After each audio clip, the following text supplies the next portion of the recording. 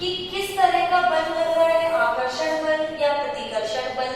कब लगता है आकर्षण बल, कब लगता है प्रतिकर्षण बल, जिसका आपको थोड़ा बहुत तो पता भी है कि जब दो विपरीत आवेश एक दूसरे के पास आते हैं तो एक दूसरे को आकर्षित करते हैं, और जब समान आवेश एक दूसरे के पास आते हैं तो एक दूसरे को प्रतिकर्षित करते हैं। तो उस थ्योरी को कहां से दिया गया, उस थ्योरी की एक्सप्लेनेशन, उसकी व्याख्या कहां से की गई, उसे समझाने के लिए ये छोटा सा टॉपिक है।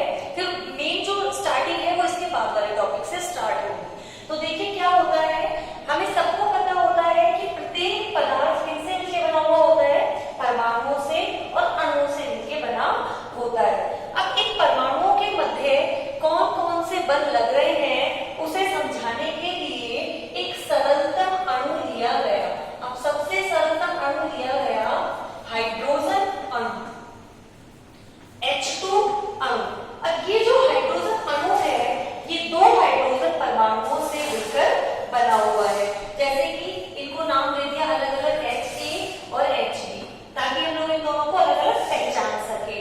अब क्या होगा, ये जो हाइड्रोजन है Ha, इसके पास जो नाभिक है इसे बोला गया है Na, और हाइड्रोजन जो होता है उसका इलेक्ट्रॉनिक विन्यास होता है 1s1, यानी इसके पास सिर्फ एक इलेक्ट्रॉन होता है। तो जो Ha है इसके इलेक्ट्रॉन को इन्होंने लिखा है किससे, E से। और ऐसे ही Hb जो हाइड्रोजन एटम है, हाइड्रोजन परमाणु है, उसके लिए जो नाभिक है वो तो है Nb, और उसके लिए जो इलेक्ट्रॉन है वो है Eb। तो इसमें क्या होता है कि कहां कहां पे आकर्षण बल लगता है और कहां कहां पे प्रतिकर्षण बल लगता है, इसे एक छोटा सा जो डायग्राम है उसे समझ लेंगे कि Ha जो हाइड्रोजन एटम है और एक Hb है, इसका नाभिक Na है, इसका नाभिक Nb है, इसका इलेक्ट्रॉन Ea है, इसका इलेक्ट्रॉन Eb है। अब क्या होगा, नाभिक जो होते हैं वो कैसे होते हैं, धनावेशित होते हैं हमेशा, क्योंकि नाभिक में क्या क्या होते हैं, प्रोटॉन होते हैं और न्यूट्रॉन होते हैं। न्यूट्रॉन जो होते हैं वो तो न्यूट्रल होते हैं, उदासीन होते हैं, और प्रोटॉन जो होते हैं वो धनावेशित होते हैं। इसीलिए नाभिक कैसा होता है, धनावेशित होता है। ये तो आपने पहले भी पढ़ा हुआ है।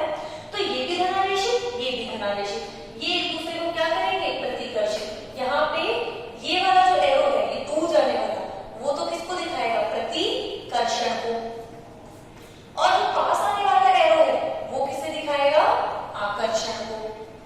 तो ये दोनों एक दूसरे को प्रतिकर्षित करेंगे।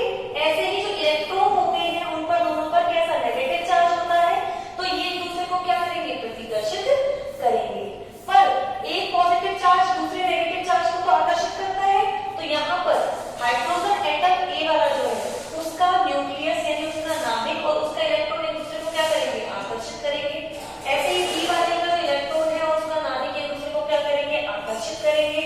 ऐसे ही ऑल्टरनेट भी हम लोग देख सकते हैं, Na यानी कि A वाला जो हाइड्रोजन परमाणु है उसका तो नाभिक और B वाले का इलेक्ट्रॉन एक दूसरे को क्या करेंगे, आकर्षित करेंगे। ऐसे ही B वाले हाइड्रोजन एटम जो है उसका नाभिक A वाले के इलेक्ट्रॉन को क्या करेगा, आकर्षित करेगा। तो इसका मतलब जब हमने इस सरलतम अणु को पढ़ा तो क्या पता चला कि यहाँ पर 4 तो आकर्षण बल लग रहे हैं, 4 तो क्या लग रहे हैं, आकर्षण बल लग रहे हैं। कौन कौन से, Na ने Ea को आकर्षित किया, Nb ने Eb को, Na ने Eb को, और Nb ने Ea को।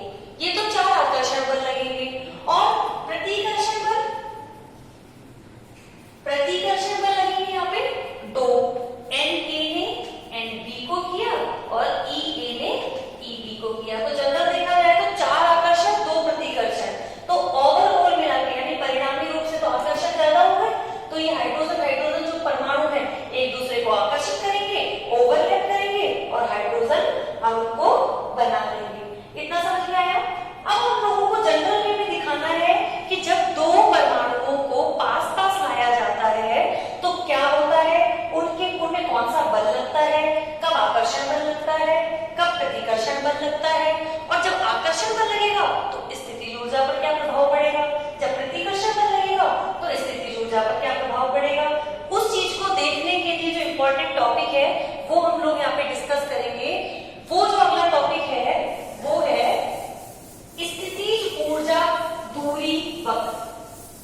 स्थितिज ऊर्जा दूरी वक्त। देखिए वो जो था वो अपना समझ में एक तरह से ऐसा इंट्रोडक्शन था। इंपॉर्टेंट पार्ट यहां से शुरू होता है, स्थितिज ऊर्जा तथा दूरी वक्त।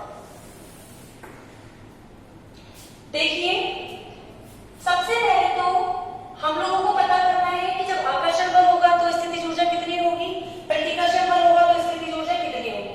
तो एक चीज आपने पहले पढ़ी भी हुई है कि जो बल होता है वो minus del U upon del R के बराबर होता है। यू क्या है यहाँ पे, स्थितिज ऊर्जा, और आर यहाँ पे क्या है, दो परमाणुओं के बीच की दूरी। दो परमाणुओं के बीच दूरी, यानी कि दो परमाणु पहले दूर दूर हैं, उनकी डिस्टेंस मान लिया आर है, फिर उसको कम करते जाएंगे तो कब वो अतिव्यापन करेंगे, कब वो अणु बनाएंगे, उस चीज को हम लोग यहाँ पे पढ़ेंगे। अब एक चीज देखिए यहाँ पे, इसको हम लोग ऐसे लिख सकते हैं माइनस ग्राफ या वक्र यू आर का ढाल। ये जो del U by del R वाली जो चीज है ना, ये किसका ढाल है, जो स्थितिज ऊर्जा यू और परमाणुओं के बीच दूरी आर, यू आर वक्र जो है उसके ढाल को दिखाती है। तो बल किसके बराबर होगा, यू आर ग्राफ का जो ढाल है उसके नेगेटिव साइड के बराबर होगा। एक तो ये चीज आपको ध्यान रखनी है क्योंकि जब हम ग्राफ पढ़ेंगे तो इस चीज का बहुत रोल है। दूसरी बात, आकर्षण बल होगा तो फोर्स कैसा होगा और प्रतिकर्षण बल होगा तो फोर्स कैसा होगा। तो एक इस चीज को भी देख लीजिए। देखिए आपको पता है कि जो कूलॉम का जो नियम होता है उसमें क्या होता है, F बराबर K Q1 Q2 upon R square. अगर मैं दोनों ही Q1 और Q2 दोनों को ही अगर मैं नेगेटिव चार्ज ले लूं या दोनों को ही मैं पॉजिटिव चार्ज ले लूं, नेगेटिव ले लूं दोनों को या दोनों को ही पॉजिटिव मतलब सेम चार्जेस ले लूं, तो क्या होगा, F के मान लिया मैंने नेगेटिव ले लिया, माइनस मैंने ले लिया ऐसे E minus 2E upon R square, minus minus plus, तो फोर्स भी कैसा आ रहा है, पॉजिटिव आ रहा है। और जब दो सेम चार्जेस एक दूसरे के पास आते हैं तो एक दूसरे को रिपेल करते हैं, मतलब प्रतिकर्षित करते हैं। तो इसका मतलब हमें ऐसे क्या पता चला कि फोर्स का मान अगर पॉजिटिव हो तो वो किसको दिखाता है, प्रतिकर्षण बल को दिखाता है, प्रतिकर्षण को दिखाता है। और इसी तरह से अगर हम लोग फोर्स का मान नेगेटिव ले लें, फोर्स का मान नेगेटिव ले लें, एक पॉजिटिव एक नेगेटिव, तो आंसर नेगेटिव आएगा। जब दो अपोजिट चार्जेस एक दूसरे के पास आते हैं तो वे एक दूसरे को आकर्षित करते हैं। तो अगर F का मान नेगेटिव हो तो वो किसको दिखाता है, आकर्षण को दिखाता है। क्योंकि ये चीजें हम इसलिए पढ़ रहे हैं क्योंकि अभी हमें स्थितिज ऊर्जा तथा दूरी का वक्र पढ़ना है, ठीक है।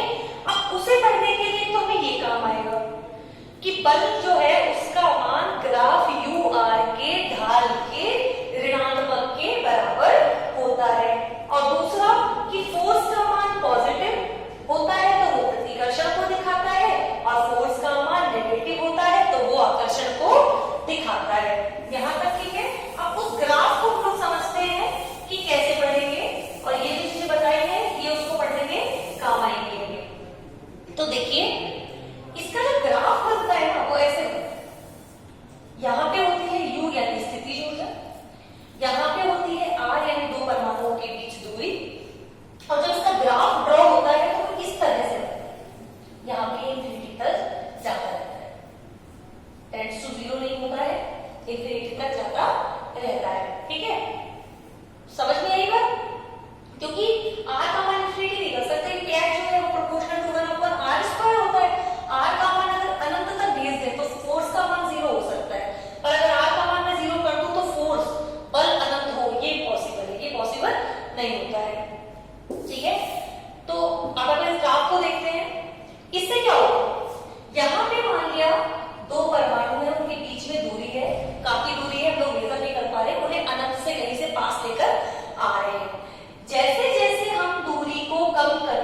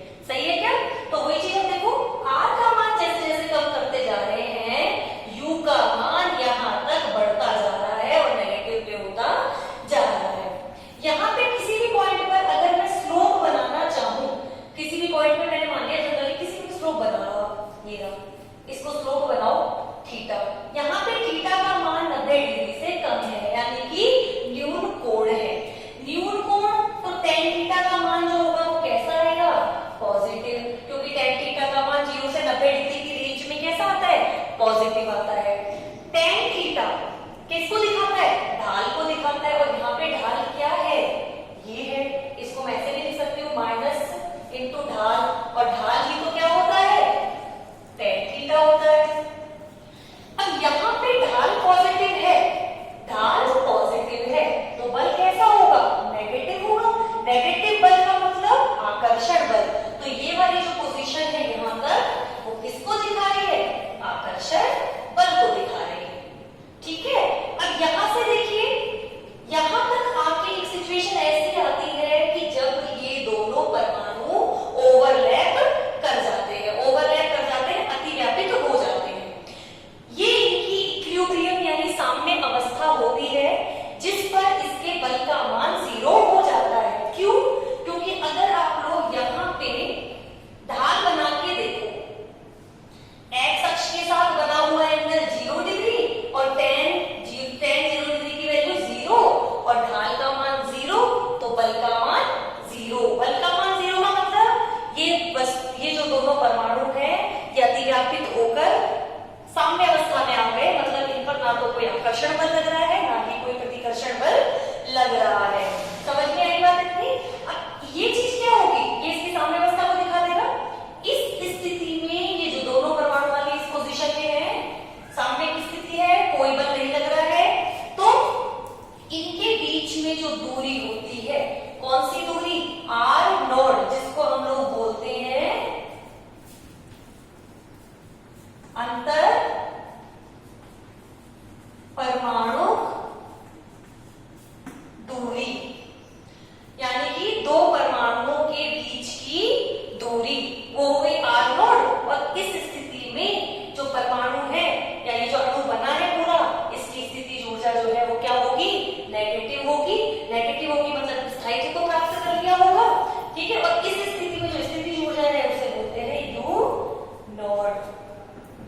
You not. तो अब देखिए इसको क्या करेंगे हम लोग? क्या बोलते हैं यहाँ पे कि जो सामने की स्थिति है कि जब ये दोनों परमाणु एक दूसरे में क्या कर रहे हैं? ओवरलैप कर रहे हैं, अतिव्यापित हो गए हैं, तो उनके बीच में, दोनों परमाणुओं के बीच में जो दूरी है आर नॉट, अंतर परमाणु यानी दो परमाणुओं के बीच की जो दूरी है, उसे हम बोलेंगे कौन सी दूरी? बंध लंबाई। बंध लंबाई यानी कि बॉन्ड लेंथ। बॉन्ड लेंथ यानी कि बंध लंबाई। ठीक है। और दूसरा जो यू नॉड होगा, यहाँ पर यू नॉड होगा जिस स्थिति में ये वाला जो अणु हमारा बना है उसमें स्थिति ऊर्जा का मान ऋणात्मक हो गया है सबसे ज्यादा, तो वहां पर यू नॉट जो होता है उसे हम बोलते हैं बंध ऊर्जा, बॉन्ड एनर्जी। इतना समझ में आया? आगे देखिए, अब यहां से जैसे जैसे अगर दूरी को और कम करते जाते हैं, का मतलब अब ये सामने की स्थिति में आ गए, इसके ज्यादा पास यानी इससे भी कम दूरी अगर हम इसकी कर दें तो परमाणुओं का आकर्षण बल की सीमा तो खत्म हो चुकी है और वो एक दूसरे को प्रतिकर्षित करने लग जाएंगे। और इस चीज को अगर अपन ग्राफ से समझे तो यहाँ पे ढाल बना लो, थीटा का मान 90 डिग्री से ज्यादा है, अधिक कोण है, तो tan थीटा का मान जो होगा वो नेगेटिव में चला जाएगा। और tan थीटा का मान जैसे ही नेगेटिव में चला जाता है वैसे ही क्या होता है? tan थीटा का मान अगर नेगेटिव में चला जाएगा तो बल का मान माइनस ढाल तक, और ढाल का मान नेगेटिव में चला जाएगा तो वो फोर्स बन जाएगा। कैसा? पॉजिटिव बन जाएगा। फोर्स पॉजिटिव होने का मतलब किसको दिखाता है? प्रतिकर्षण को दिखाता है। तो इस ग्राफ से हमने क्या समझा? इस ग्राफ से हमने ये समझा कि जैसे जैसे दो परमाणुओं को पास लाया जाता है, शुरू में वो आकर्षित होते हैं, एक साम्य अवस्था की स्थिति में जब वो आ जाते हैं, जब उनके बीच में साम्य स्थापित हो जाता है, मतलब कोई आकर्षण बल नहीं लगता, कोई प्रतिकर्षण बल नहीं लगता, तो बंध लंबाई, उनके बीच में जो दूरी होती है ना, दोनों परमाणुओं के नाभिकों के बीच में दूरी जो होती है, उसे हम बोलते हैं बॉन्ड लेंथ यानी बंध लंबाई। ठीक है। आगे अगर इस स्थिति में हम लोग एनर्जी देखें तो वो होती है बॉन्ड एनर्जी यानी कि बंध ऊर्जा। और अगर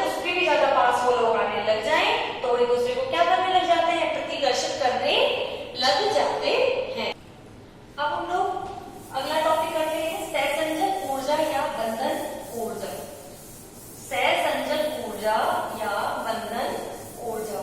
देखिए क्या होता है कि जब कोई भी क्रिस्टल होता है तो उसके परमाणुओं में यानी उसके घटक परमाणुओं में जिससे वो बना हुआ है उसमें तोड़ेंगे तो उसे तोड़ने के लिए कुछ ना कुछ एनर्जी रिक्वायर्ड होती है, एनर्जी की आवश्यकता होती है। का मतलब अगर हमें जनरल बात है किसी भी चीज को तोड़ना है जिसके बीच में बॉन्ड बहुत मजबूत हो, अब यहाँ पे तो क्रिस्टल है तो क्रिस्टल जो होते हैं उनमें तो बंध बहुत ही ज्यादा मजबूत होता है, उन्हें तोड़ने के लिए जितनी ऊर्जा चाहिए उसे ही हम बोलते हैं बंधन ऊर्जा या सहसंजक ऊर्जा। बंधन ऊर्जा या सहसंजक ऊर्जा क्या मतलब है? किसी, इसकी डेफिनेशन देख लीजिए, किसी क्रिस्टल को उसके घटक परमाणुओं में तोड़ने के लिए, उसके घटक परमाणुओं में तोड़ने के लिए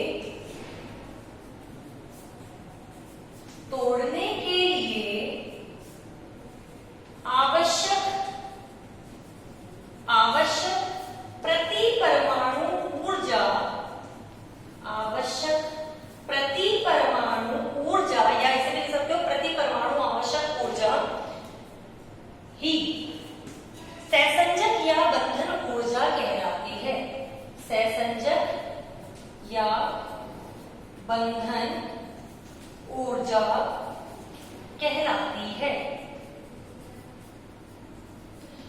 समझ में आया कि क्रिस्टल जो होते हैं उसको टुकड़ों में तोड़ने के लिए, जैसे कि NaCl क्रिस्टल है उसमें Na+ आयन Cl- आयन होते हैं, तोड़कर Na+ आयन को अलग करना, Cl- आयन को अलग करना, तो उन्हें तोड़ने के लिए जो रिक्वायर्ड होती है एनर्जी पर एटम, प्रति परमाणु या प्रति आयन भी हो सकता है वो तो यहाँ पर तो परमाणु की हम जनरल बात करेंगे। बंधन ऊर्जा कहते हैं क्या कि किसी भी क्रिस्टल को उसके घटक परमाणुओं में तोड़ने के लिए प्रति परमाणु, हर एक परमाणु जो आवश्यक ऊर्जा होती है उसे कहते हैं हम बंधन ऊर्जा या सहसंजक ऊर्जा। इतना। अब आगे देखिए कि जब कोई भी क्रिस्टल होता है, कोई भी मैटर यानी कि कोई भी द्रव्य होता है, उसमें परमाणुओं के बीच या परमाणुओं के बीच, अणुओं के बीच, आयनों के बीच जो बंध बनता है, जो बल लगता है, वो किस किस कारक पर निर्भर करता है। तो उस चीज को हम लोग देखेंगे कि किसी द्रव्य यानी कोई भी पदार्थ हो गया में परमाणुओं के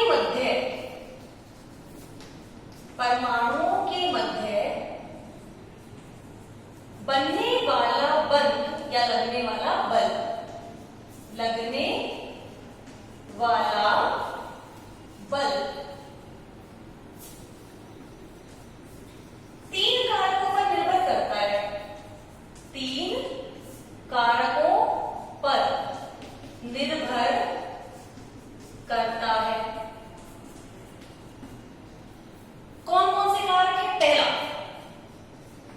नाभिक का आवेश, नाभिक का आवेश। अब इस चीज को देखिए, हर एक परमाणु के पास अपना एक नाभिक होता है, कोई भी परमाणु को अपने साथ एक नाभिक लेके चलता है।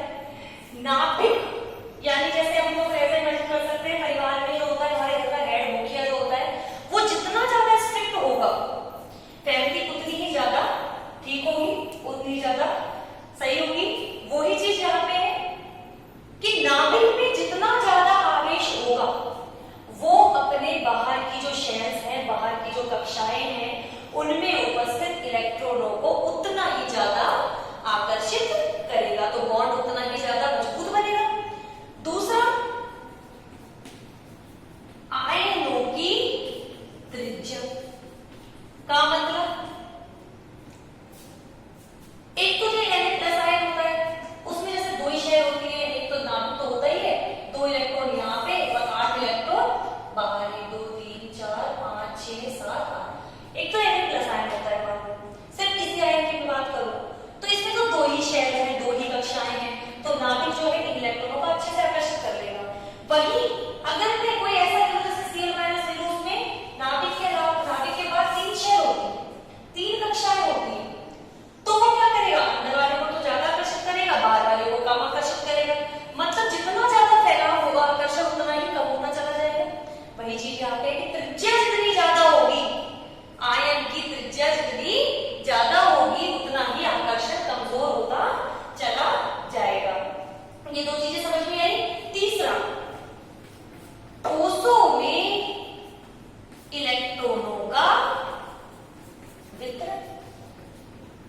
ये भी वही चीज है। त्रिज्या का मतलब तो देख लिया था आपने कि जितनी भी आउटर मोस्ट शेल होगी, क्योंकि जो भी नाभिक हो गया उससे बाह्यतम जो इलेक्ट्रॉन, बाह्यतम जो कक्षा होगी उसकी जो दूरी होगी वही तो उसकी रेडियस होगी। जितना बड़ा परमाणु होगा उतनी ज्यादा उसकी त्रिज्या होगी और आकर्षण उतना ही कम होता चला जाएगा। ठोसों में इलेक्ट्रॉनों का वितरण किस प्रकार से है उस पर डिपेंड करता है कि इलेक्ट्रॉन रैंडमली बिछे हुए हैं, मतलब अनियमित रूप से कक्षाओं में है। तो पहली कक्षा में जैसे 2 ही इलेक्ट्रॉन होते हैं, फिर उसमें 8 होते हैं, उसके बाद और भी ज्यादा, ठीक है। तो 2 8 8 ये वाला जो प्रोसेस चलता है इसमें, उस पर डिपेंड करता है ये इलेक्ट्रॉनों का वितरण। इलेक्ट्रॉनों का वितरण जिस हिसाब से होगा उस हिसाब से आकर्षण बल डिपेंड करेगा कि ज्यादा होगा या कम होगा। अब आगे देखिए क्या होगा कि ठोसों में जो बंध बनते हैं वो किस किस टाइप के होते हैं, कौन कौन से होते हैं, तो उनके नाम देख लीजिए। नाम सुने होंगे सबने, कौन कौन से बंध होते हैं वो देखेंगे हम लोग यहाँ पे कि ठोसों में बनने वाले बंध, ठोसों में बनने वाले बंध मुख्यतः 5 प्रकार के होते हैं, 5 टाइप्स के होते हैं। पहला है आयनिक बंध, दूसरा है सह संयोजक बंध, तीसरा है धात्विक बंध, चौथा है वांडरवाल बंध और 5वां है हाइड्रोजन बंध। ये 5 बंध हैं जिसके बारे में हम लोग एक एक करके पढ़ेंगे कि आयनिक बंध कब बनता है, उनकी प्रॉपर्टीज क्या होती है, और कैसे बंध कर, तो उनके बारे में फिर हम लोग अब एक एक करके डिटेल्स में पढ़ेंगे, जो कि केमिस्ट्री का एक थोड़ा सा पार्ट है पर ये पता होना चाहिए क्योंकि इन बॉन्ड से ही पता चलता है ठोसों का बनना, ठोसों की फॉर्मेशन, इन सब के बारे में। Okay, thank you.